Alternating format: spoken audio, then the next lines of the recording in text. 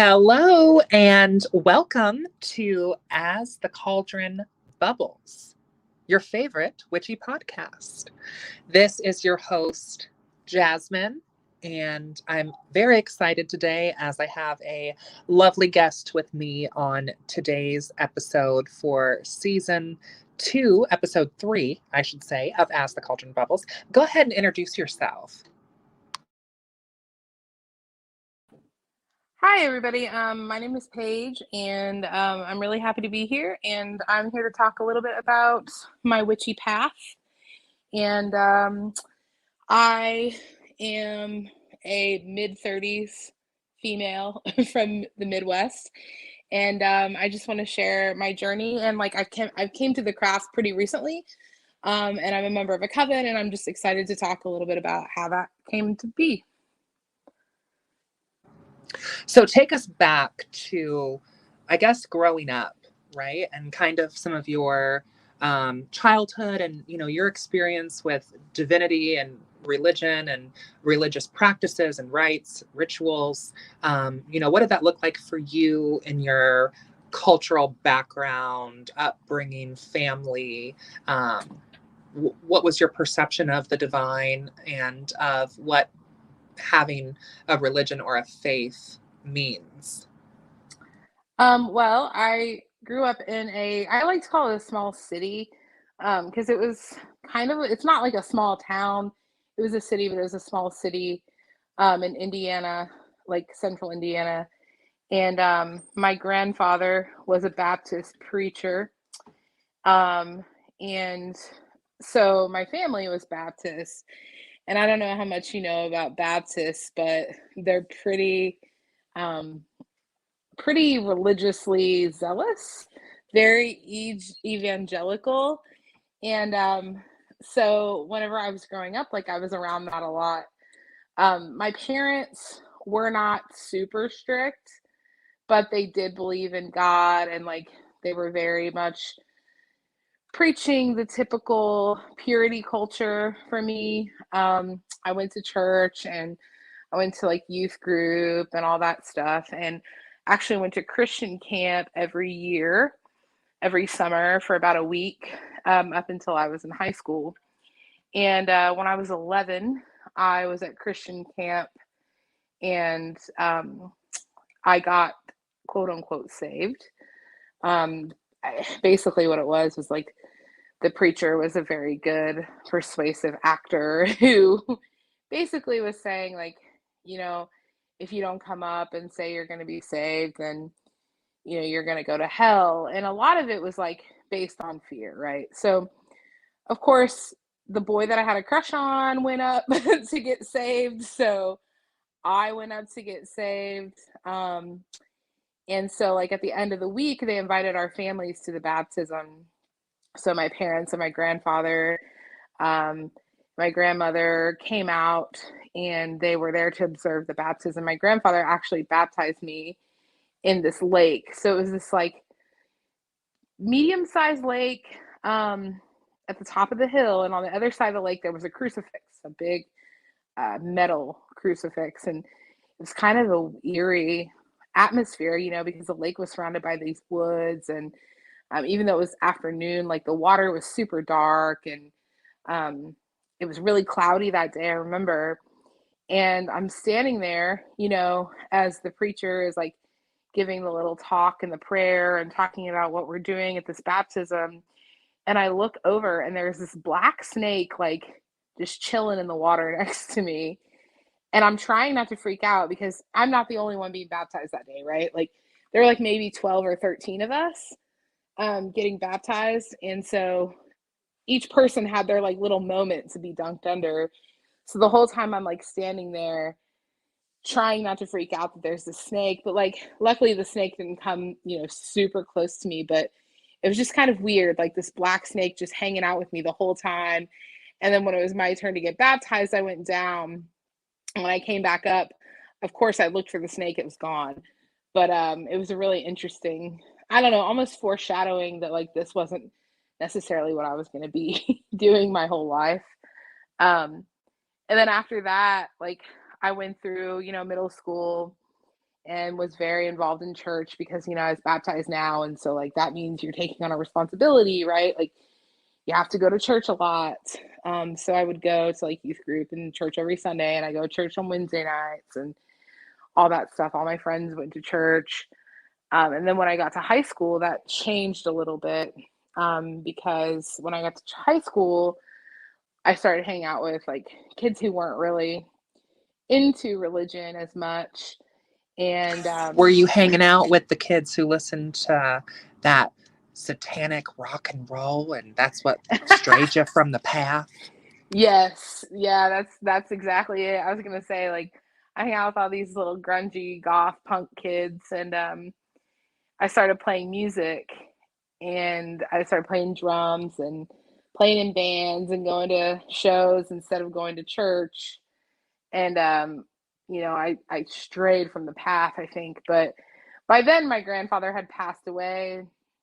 My parents were dealing with their own issues at that time. Like my parents were drug addicts, so they were dealing with that, and that was like they were in recovery, but like they weren't as focused, I think, on me as they probably would have been had they not been dealing with that. And so, I kind of got to do my own thing, and that opened me up to really realizing that like this isn't, I don't have to go to church all the time. But I still prayed and I still believed in God, but like I didn't really adhere to the Christian doctrine at the time. And then I went to college, and I was wild in college a little bit. And then I got pregnant when I was 20, and my husband, who's my boyfriend at the time, and I like we're living on our own and kind of like trying to make our own way, and religion wasn't super important to us. My husband grew up similarly as me. Like he had very religious grandparents who made him go to church and like made him go to youth group and stuff. But he and I were both kind of like straying from the path around the same time. And it wasn't until like, I don't know, really like when I was in my, when I hit 30, I was finally like, you know what? I'm not a Christian anymore. Like I'm not going to pretend to believe this. Cause like the whole time I was studying the Bible and everything, like I never really believed it, especially when I started to learn history around the Bible. Like for instance, that, Jesus probably wasn't really born in December. And that, December really was made to convert the pagans to Christianity, to combine those two holidays together, to consolidate power, by Constantinople, and once I started to learn things like that, I was like, you know what, this is crazy. This is weird. And the big thing that really kind of rocked my world at a young age, with regards to Christianity, was the Bible saying that being gay was wrong. I never believed that, like ever. Even when I first heard it as a really young kid, I never believed that because I am, part of the rainbow alphabet, I guess. And I didn't want to believe that about myself, like just because I like women doesn't mean that I'm going to go to hell. Like how I live my life and I don't do terrible things, but like, yeah, I fall into that category. And I had friends who were gay, and I was like, I don't, this doesn't track for me. And that was one of the big things that like caused me to fall out from my religion at the time. So then whenever I was 30, I finally like, I guess I was like, you know what? I haven't really believed in any of this for a long time. I never really did believe in it really. So I'm going to go ahead and try to like explore other things that I've been drawn to. So I started to read more about witchcraft, and Jordan, or my husband, and I got into paranormal investigating, which sort of led us to, we didn't know it at the time, but like necromancy work, where we're speaking to the dead, and we're like doing spirit boxing and things like that. And once we got into that, I was like, I need to learn some protection stuff because, we're going in and interacting with these energies and with these entities and with these spirits, and like I need to protect us. so that led me into witchcraft, like reading more about it, because then I started to realize like, oh, I really need to know a little bit about witchcraft to really do this right. And then once I started to do that, I learned that, oh, a good way to communicate with spirits is through tarot. So I started learning tarot. And I like did an online class, and I read a lot, and I practiced every day. And then I saw that you were doing a class at Spiritual Gardens. And I think like in my Googling, I found it, and I was like, oh, I want to do that. But your class had already started. I think you were like over halfway through it. And so I messaged you and I was like, hey, I really want to take the tarot class. I know that you only have like 3 lessons left or something. Oh, I remember this. Yeah. Yeah. And I was like, I'd love to do it. And you were like, yeah, you're totally welcome to come in and try, you know? So I went in and I did the online sessions, because I think because it was during COVID. So like the class was full, you know, you could only have like, I think 10 people or something. Yeah, I think we at were a time. we only had like so many in person, and then we had to have everybody else online. And I remember at the time when I got the message, I was like, okay, this person wants to come into a 6 weeks course halfway through. Like, I'm not here to prevent people ever from accessing information, but I remember kind of thinking like, how serious are they about this really? Like if they want to join a 6-week course after it's already halfway started. And not to cut you off, interrupt you, but I definitely want to say that I was very much proven wrong. Because like, and I kind of got that from you after kind of meeting you more. I was like, oh no, they're actually like doing their own work. Because, you know, sometimes people who are doing an online course, it's like they're really only doing the work while the course is going on. And while that's okay, how the course is kind of designed is like you kind of need to also be doing work on your own when you're not in the classroom. Mm-hmm. In order to be getting the Yeah. most out of it. And it's usually pretty evident to be able to tell from the students, like, okay, who is actually doing these tarot sizes, and who is actually doing the journaling, and who is actually like pulling cards and looking at the cards when they're not in the classroom. Yeah, right. And because that's where so much of like the real growth and understanding and comprehension comes in, because the classroom is like where you're getting all the material, and then, you know, we have a little bit of practice, but like it really kind of depends on a lot of self-study as well.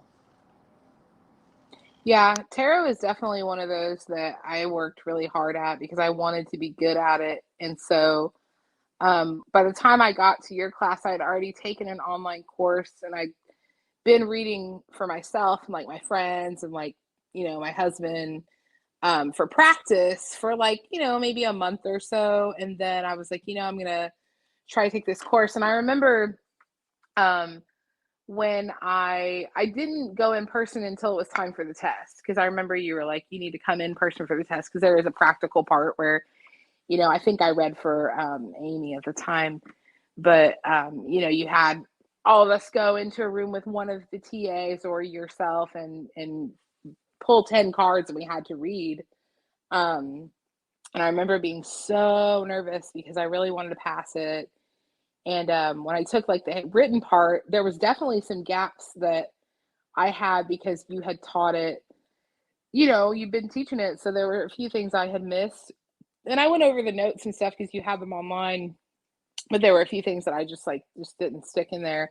But I think I did okay on the written part. And then the practical part I was really nervous about. But after I did that, I got certified, which was cool.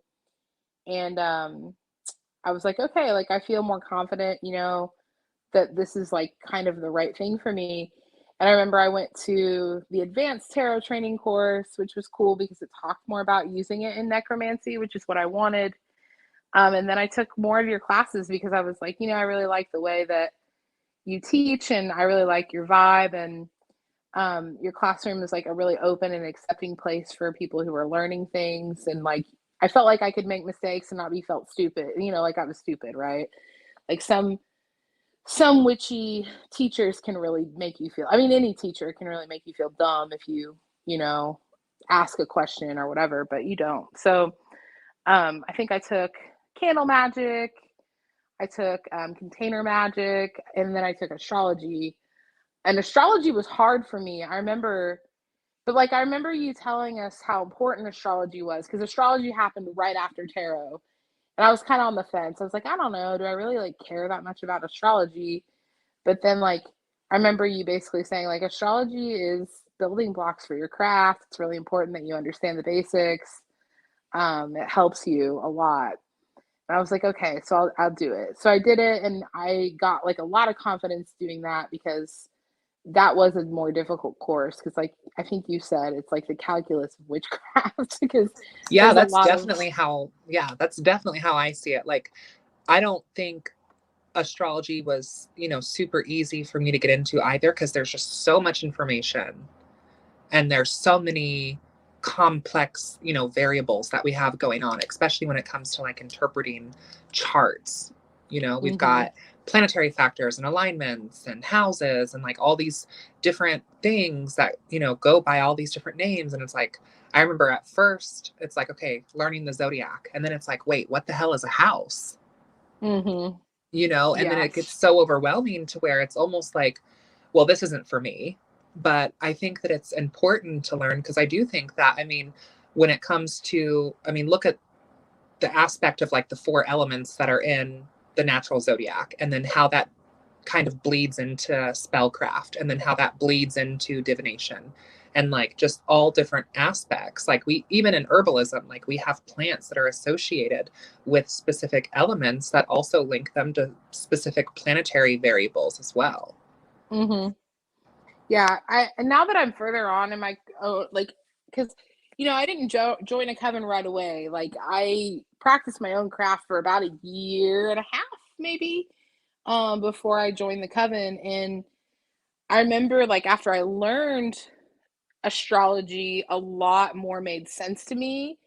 And my spellcraft took a lot of a better a better turn. Like, it was a positive thing for me. Like, it helped a lot with understanding how to make my own spells and create my own, based on like kind of the timing, and based on like the lunar phases, and based on like, okay, what sign is the moon in what phase, because that was a big deal, because you don't want to do like, um money magic if it's not in a sign that's going to help you. I mean, you could, I guess, but it helps enhance the intention. And so I really learned a lot whenever I did astrology, and it helped greatly, and I still use it all the time. Especially too, like, when getting to know people, and getting to know like their sun and their moon, and like looking at their chart, you'll be amazed at how many people just let you look at their chart. People just give that away for free, and you can tell a lot about your compatibility with people. Like, I joke a lot about how I have charts on charts on charts on people, because like, people always, oh, will you pull my chart and tell me? And I'm like, yeah, sure. And then that'll tell me some stuff about you too, like how we're going to get along. Um, but astrology was cool. I learned a lot. I think um, oh yeah, I took runes too with Sid. And that was really cool. My husband and I both took that. That was a cool bonding experience for us. And I still use runes every week in my weekly pulls for myself, tarot and runes and oracle. And I love using bind runes. I took bind runes as well. So it was just a really cool way to just kind of add on to some things that I was already doing, and to formalize my practice, if that makes sense. Like, what I mean by that is like, give it some structure, because I feel like a lot of people, and practice how you want, like, I'm a big believer in that. But I also feel like a lot of people don't have structure to their craft, and that can make it kind of chaos magicy, which, if that's your jam, cool. Like, there are certain things that I do that would fall in that category, I think. But I needed some guidance. But I also wasn't going to be one of those people that was like, I need a teacher to teach me, because then if you're going to do that, then you may as well go back to Christianity, and go talk to a preacher. Um, and that person will guide you. Like, I think it's okay to ask for some advice from time to time, but I also think that a big part of witchcraft, and the most appealing part to me personally, is seeking on your own and going on your own spiral path, to find what works for you, and what you agree or disagree with, and what you want to use or leave, behind. Like even being in a coven is cool because at least the coven that I'm in, there isn't a doctrine necessarily. Like there are certain ways that we do things, right? But like no one is telling me, well, you have to work with this god or goddess and you have to Right. have these things on your altar. Like I can have the freedom to practice how I choose Yeah. on my own. So yeah, it was cool, like kind of building up and gaining confidence in myself. And then I was invited to initiate, and that was a really cool experience for me because the big thing that I pulled from that was that I am capable and strong enough, and I'm ready to do group magic. Well, let's say too, before you were invited, you were invited to attend some events. Right. Yeah. So you did Yeah. come to some events first. We did not just Right. approach you, just so everyone knows, we didn't just approach and just be like, hey, you're going to join our coven. Like, we didn't do that. No, right. I was definitely vetted, and I vetted you guys too. Like it Yeah. was a mutual vetting process, which I think is really important I think that's because like, how, yeah, I think that's how it should be. And I think for oh people yeah. listening who are maybe interested in, for those of you listening who are interested in covenry, because this is something that a lot of people, that I see a lot, people are looking for covens, looking for groups. One, I think you as a seeker need to understand, what does that look like for you? Like, what is a Mm-hmm. coven? What can a coven provide you, and what can you provide the coven? Like, is a coven where you just get together once a month and have a bonfire and some glasses of wine and talk about witchcraft? Is a coven where you guys, you get together when you can, and you do some craft or some arts and crafts together? Does a coven look like where you get together every full moon? Do you need to get together every full moon? Is this coven going to be something that's completely in person or completely online or a mix of both? I think it's good to have like some ideas about what covenry might look like for you. Do they have an initiation process?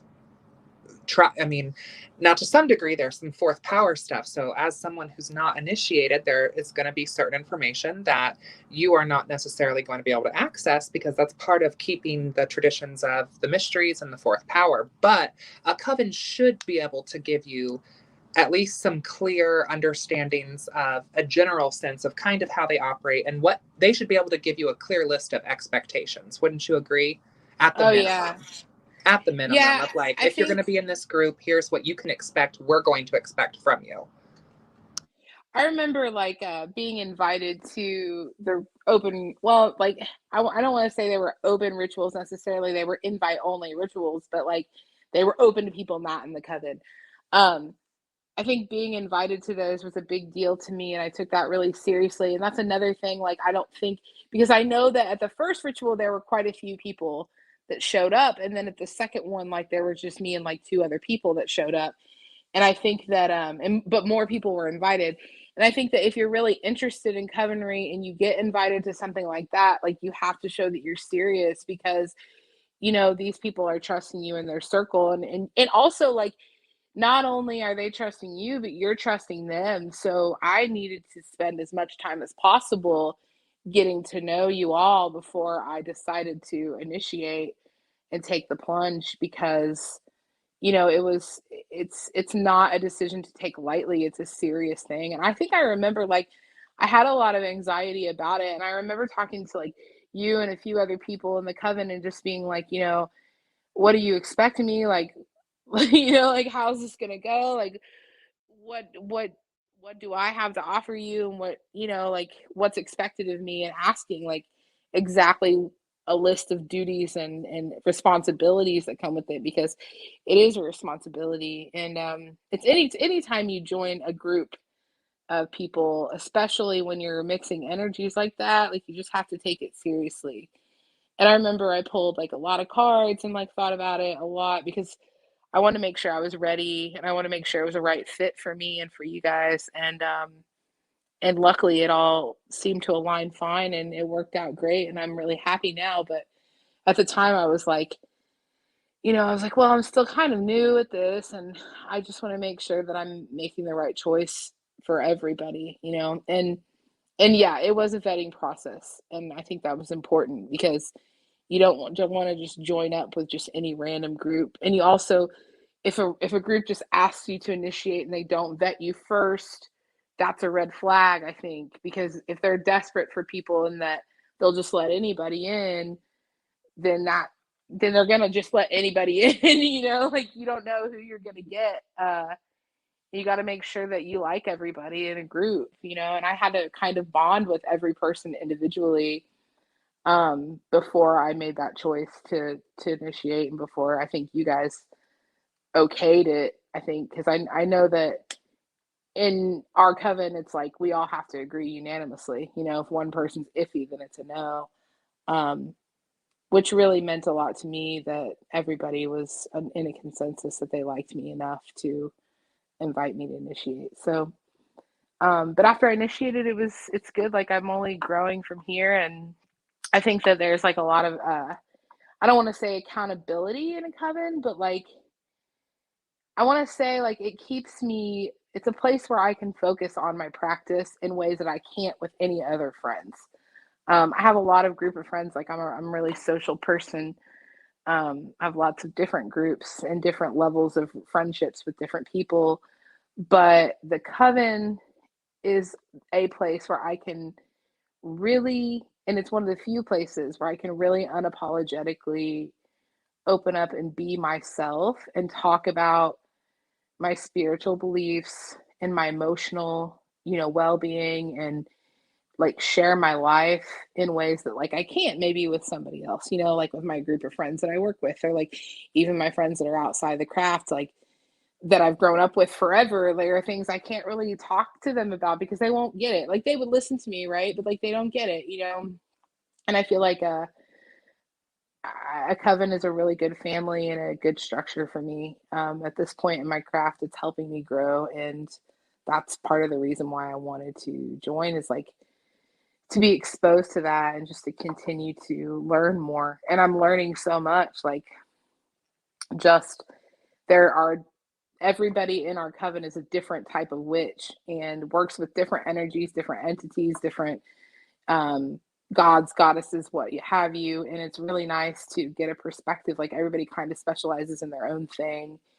And I just enjoy that eclectic nature of the group. So it's been a good experience. Like I've only been in it for a little while, but overall, as far as like my craft and my practice goes, like it evolves and changes. Like I look at where my practice was a year ago and it's just so different now, just from all the things I've learned just from all of you. So um you know, I think it's only positive for me.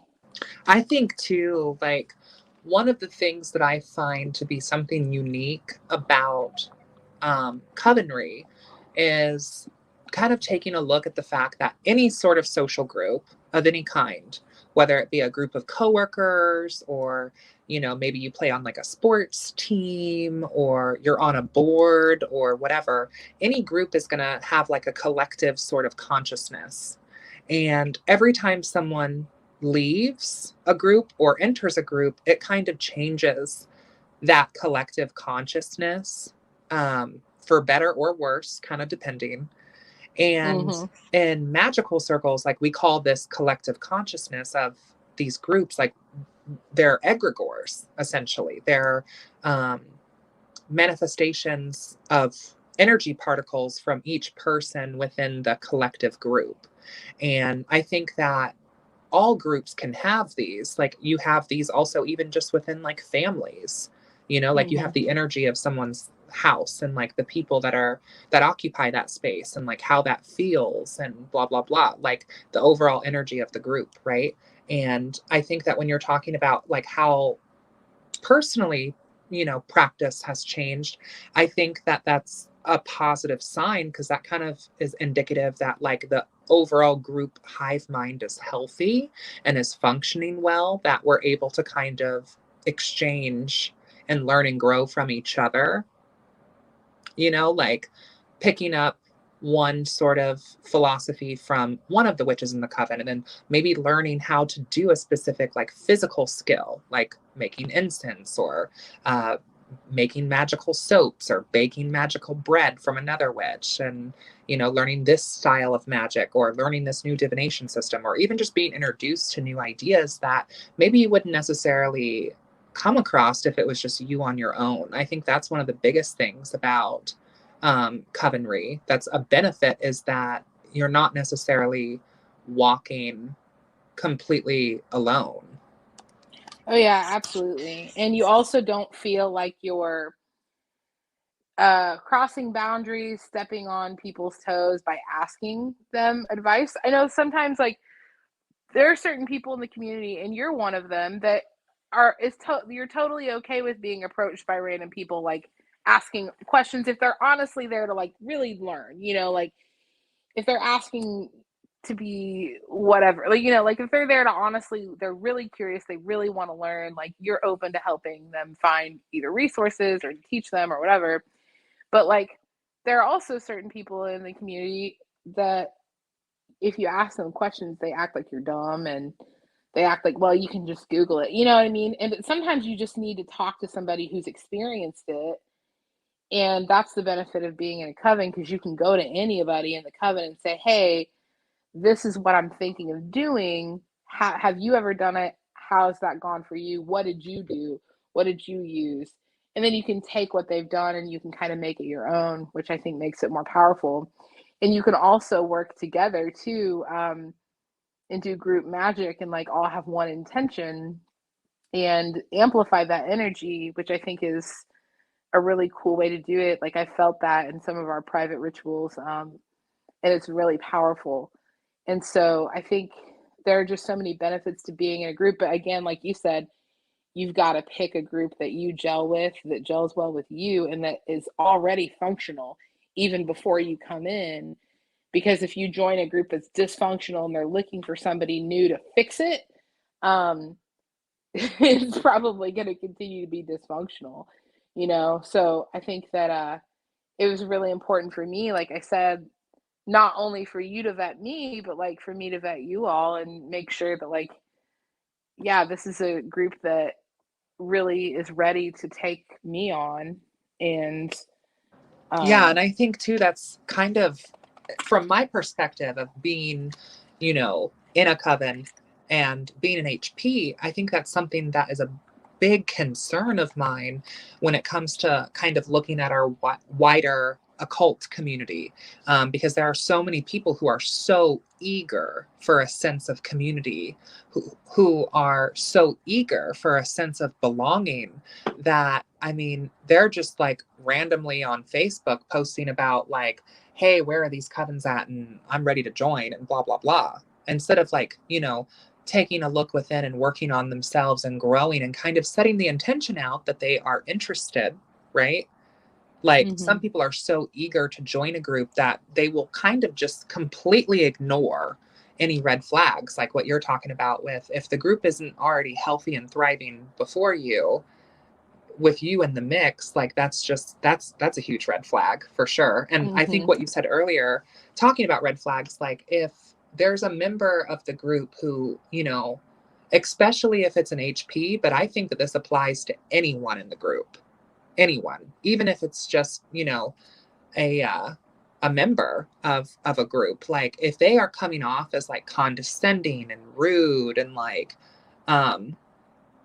just you don't vibe with their energy, even if it's one person in that group, I would strongly encourage you to take that red flag seriously and keep it moving. And maybe the group isn't necessarily bad, but maybe it's not right for you. If you don't mesh well energetically with the people there, even if it's just one person, I think that that's really dangerous, for you to move forward, because that's going to create very chaotic sort of currents between you and that person you don't get along with who's also in the coven, you know?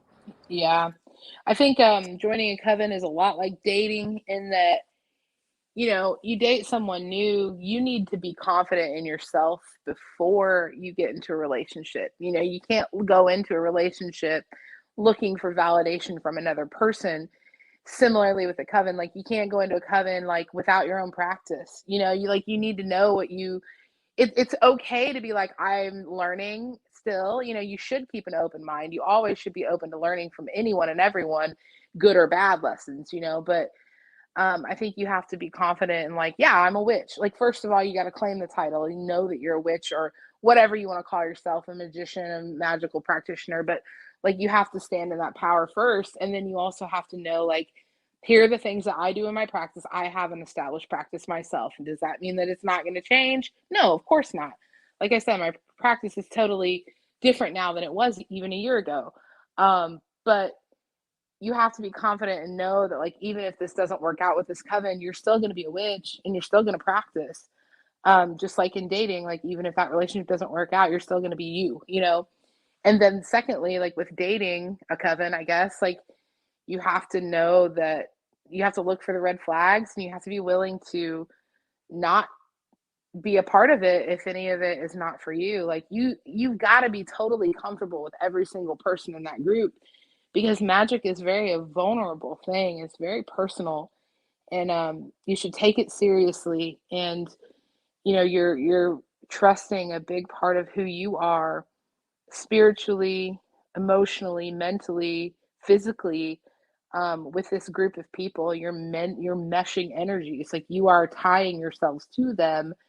And if there's even one person that you're like, I don't really like that person, or I don't really get good vibes from that person, for whatever reason, like, yeah, you should absolutely just walk away, because it's not worth you're just going to put yourself through some wild situations if you do that. So that was really important to me. And everybody in the coven was really sweet and really caring and loving and open, and just good people, like, good energy. And that's really ultimately why I decided to join, because I was like, how do I feel when I'm with these people? And like, at the end of the open rituals that I went to before I was asked to initiate, I would journal like how I felt, you know, and I would like notice how I felt, right? Like, that's the thing. Like, even if you have to write it down, like, notice how you feel around these people after you have these experiences. And I would write down, like, I just felt really happy. Like, I really felt like I was myself. I really felt like I could be who I wanted to be with these people. Like, I felt uplifted. I felt energized. I felt, you know, like, if you're leaving a ritual and you're feeling bad about yourself, or you're feeling, now you can feel tired, you don't have to do magic and ritual and stuff. But like, if you're feeling just like drained, like someone's sucking the energy out of you, or if you're feeling like, you know, insecure after going, like, that's not a good sign, you know. Like, same thing with dating somebody, you know. So that was important. That was a good part of why I decided to join, was because I always felt good after I spent time with you all, and there wasn't a single person that made me feel bad. Everyone was really encouraging and made me feel loved and cared for, and that's important.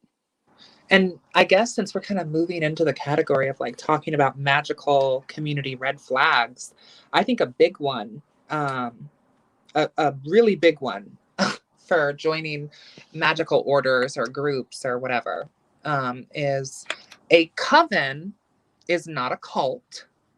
Okay. Like, there are differences.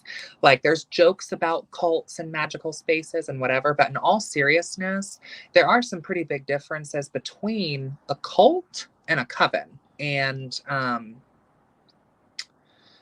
think one of those that I think should probably be close to the top, if not at the top of the list, is not only considering and learning about how you're meant to join and what you have to do to go through the initiation, but you also need to know, like, that you can leave.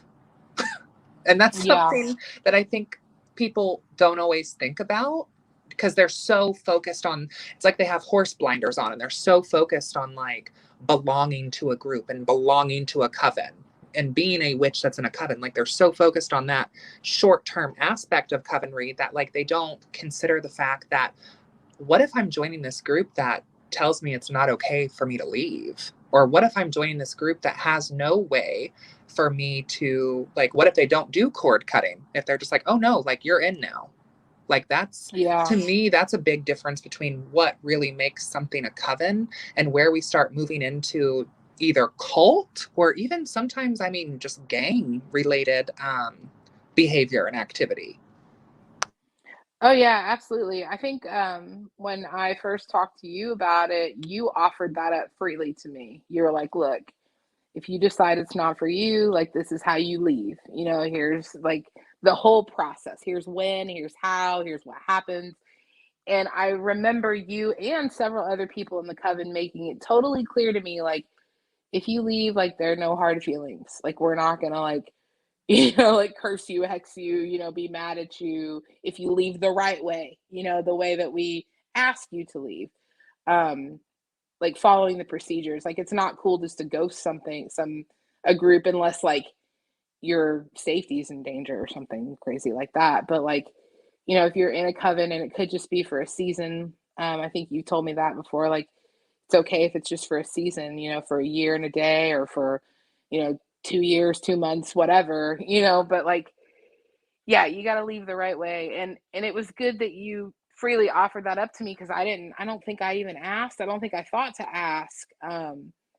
But yeah, it's important to ask that question. Yeah, what if I initiate and I decide this isn't for me? Or sometimes things in life can happen, like you're moving away or something, and you can't physically be there anymore. Exactly. And I think that any group has to be sympathetic to the fact that, you know, life is such a mutable, shape shifty sort of thing. Like who we are in our teens versus who we are in our 20s, 30s, 40s, 50s is not going to be the same. And our priorities are not going to be the same. Like how is it going to affect? Because think about it, like every single person who's in a group is offering energetic sort of energy and particles and frequencies to the overall collective consciousness that we call an egregore and recognize within the occult world, right? Like we see this as like egregores as like conscious things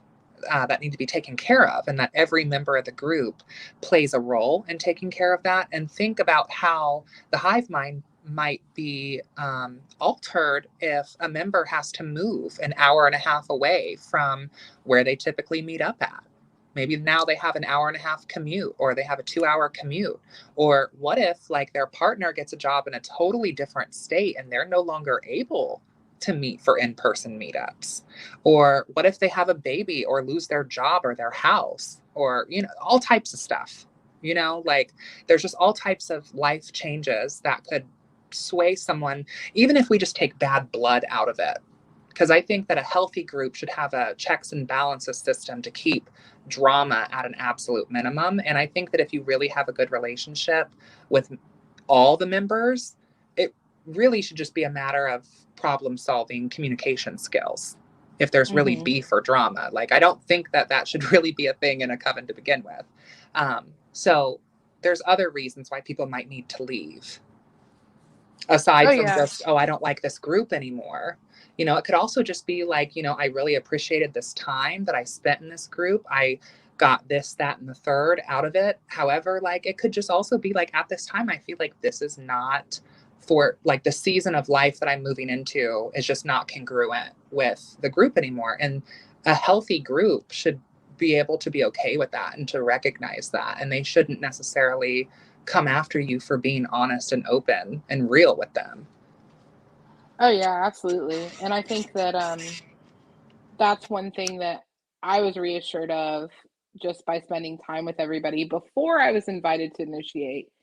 And just knew that like I'm on good terms with everybody here, and I know that they would respect me if I decided not to initiate, or if I initiated and decided I didn't want to be in a coven, not because of them per se, but just because maybe coven. I mean, some people just don't want to be in a coven. Some people don't know they don't want to be a coven until they're in a coven, and they're like, oh, this I'd rather just be solitary. But yeah, you're absolutely right about like life can change things, and you know, um, life can get busy, and it is important if you decide to be in a coven and you're asked to initiate and you go through all the steps and you do it, that you're there too. Like it is a commitment. It's a commitment for your magical family, and they rely on you being there. And of course, things happen, you get sick or whatever, and you can't make it to every single thing all the time. but like you need to try to show up regularly because they kind of count on you, and that egregoric energy needs to be fed, and it's important to be there and be an active member. If you're going to be in it, be in it. Don't just be in it so you can say you're in it and then just never go to anything. Like there are people I know out there who are just really looking for the ability to say, oh yeah, I'm in a coven, but like, do you really know what that means? It's a commitment Oh in and yeah. of itself. Yeah, there's definitely also people I've met too who like, you know, the wonderful thing about Indianapolis is that there are, several handfuls of magical groups. It's not like you only have one, and if it doesn't work out with this one, then that's one and done. We have several handfuls of groups. And I think an interesting topic for another one would be like how to find those groups and, talking more about magical groups and other red flags. And I think we can definitely expand upon um, this topic more. But one of the things about, looking into initiating and a magical group is that it's also totally okay if what your definition of coven is does not necessarily match that group's definition. There are people I know who their definition of coven um, isn't necessarily mine. Like maybe their definition of coven is just a sense of community, which I think a coven can provide that. Um, but in our coven, there's an expectation of like actual work and ritual to be done. It's not that we just sit around and, kiki over occult topics, which we do that too. But like there's also times and places that we're expected to be at and to be doing work together. And not all covens, they don't operate that way. Maybe, maybe like I said earlier, maybe what you really want is maybe more of like a full moon circle where you get together with, some cool witches and you drink some red wine and you listen to some good music and you talk and you bond and you have kind of like a yaya sisterhood sort of vibe, or you have like a magical kinship sort of moment, but not necessarily like oaths or initiations or regulations or like maybe not as structured. You know what I mean? Mm-hmm. Yeah. Yeah. And those groups definitely exist too. I think there are a lot of people out there who want the community, but they don't want the commitment of a coven. And then also you have to think like different covens follow different traditions too. Like, in your area, there may not be a coven that follows a tradition that you want. When I first got into this, I thought I wanted to be in a Gardnerian Wiccan coven. That was before I knew more about Gardnerianism, and realizing that that really wasn't for me at all, and that really was the opposite of what I wanted. But at the time, like I thought that's what I wanted because I thought like, oh, well, that's what real witches, quote unquote, real witches, which I know that's not true now, but like as a new witch just getting into it, like that's what I thought. I was like, well, if I ever join a coven, like that's what I want to look at into. Um, but there were none really around here in Indy. Like if I wanted to be in one, I think the closest one was in like Kentucky or something. I would have had to commute. Um, and I really wasn't willing to do that. So like you also have to think of that too, look at how they're practicing and don't just go into something unless you fully understand it. Like if the coven that approached me was a coven that I didn't really vibe with on a I guess what flavor or genre or what have you of witchcraft they were into, tradition, I guess you could say, that I wouldn't have joined. So it's important to think about what do they actually believe and what do they follow a tradition, or are they eclectic, or do they have their own tradition, and what does that look like, which is goes into just getting to you personally vetting them and them vetting you at the same time. So yeah, I think lots of benefits to that. And honestly, like I said, I don't think I would be where I am in my craft today if I weren't in a coven and weren't exposed to different practices. I think that was the biggest thing because, like, very few people will intimately let you get to know their practice.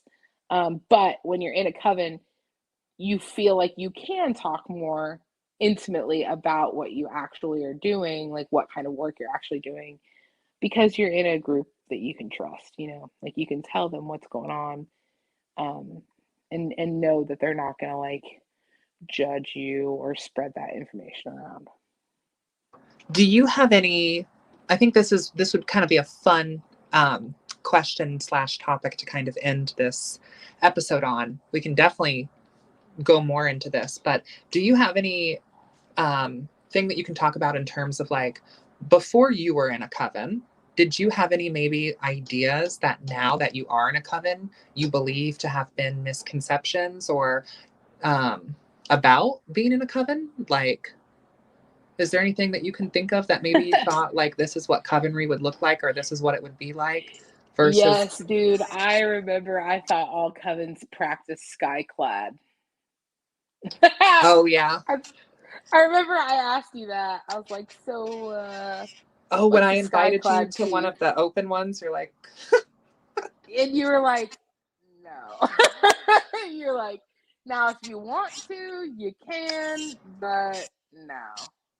It's not expected. right. And I And was like, sometimes it's also illegal, like yeah, if we're at in a public place like a park, maybe not super recommended, right? right.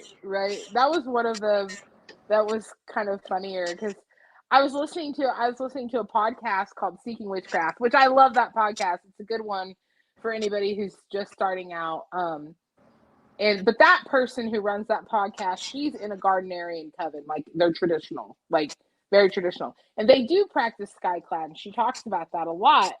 And for those of you that don't know what skyclad means, that means like getting naked during ritual. Um, and there are many witches who prefer to practice skyclad either in their coven or on their own. And I myself have done so on my own, Yeah. in my own home, but like in the privacy of my home, right? Like nobody else is around.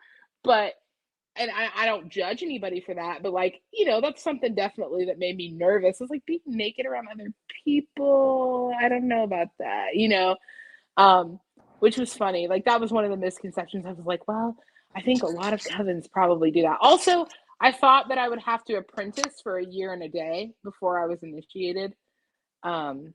Which I think is more of like a traditional Gardnerian thing as well, or an Alexandrian thing too. But I didn't have to necessarily apprentice. It was more like going to a couple open rituals and hanging out with those people for like, I think it was, let's see, I don't know. We hung out for like probably 6 months Yeah. Yeah. Normally, I before. mean, it can take anywhere between, because just with how we do it, and to kind of define some language here of how we're using some of this terminology. In my opinion, a open ritual is a ritual that is open to invited guests who are not initiated.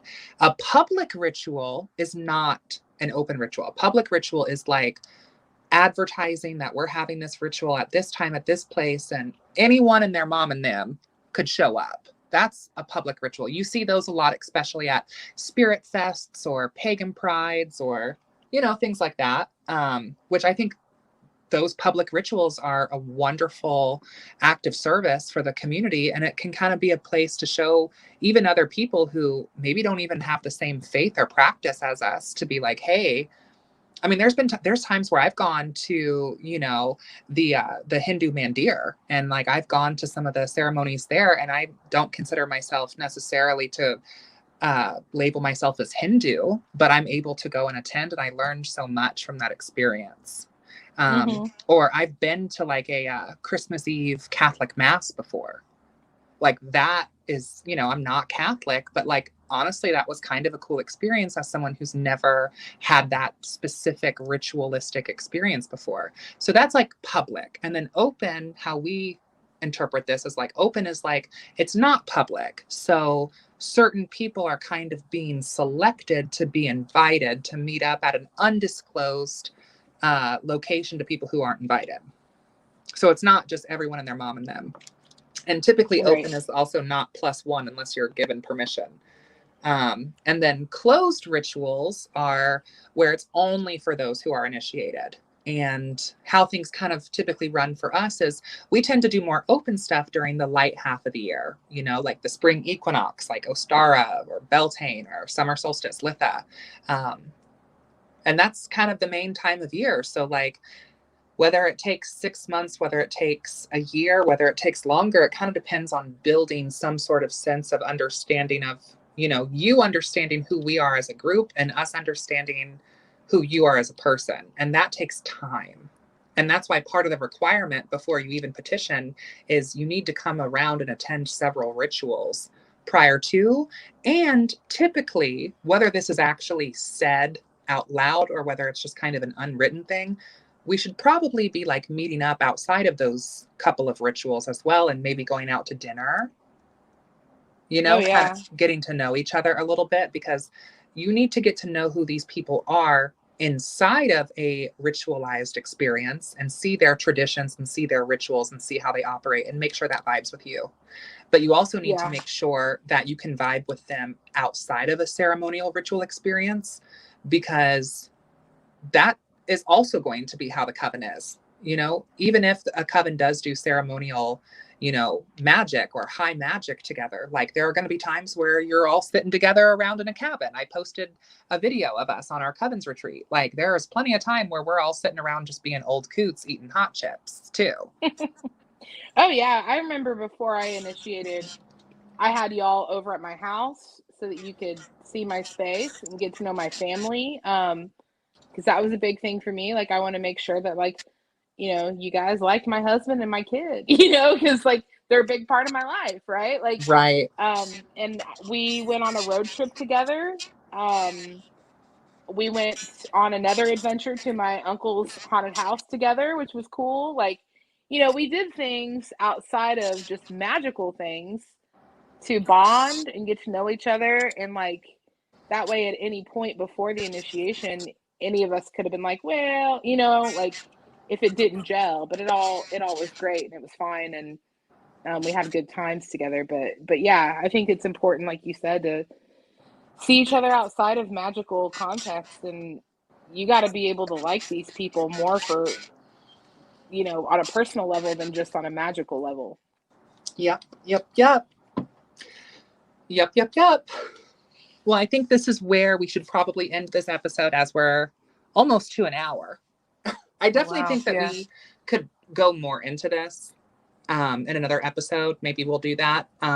But thank you so much for coming on to the podcast. I really appreciate you coming on and sharing some of your story and your path, you know, to the craft, and, you know, us talking about covenry. Like that's always, you know, I love that topic in general. So, and thank you everyone who's watching.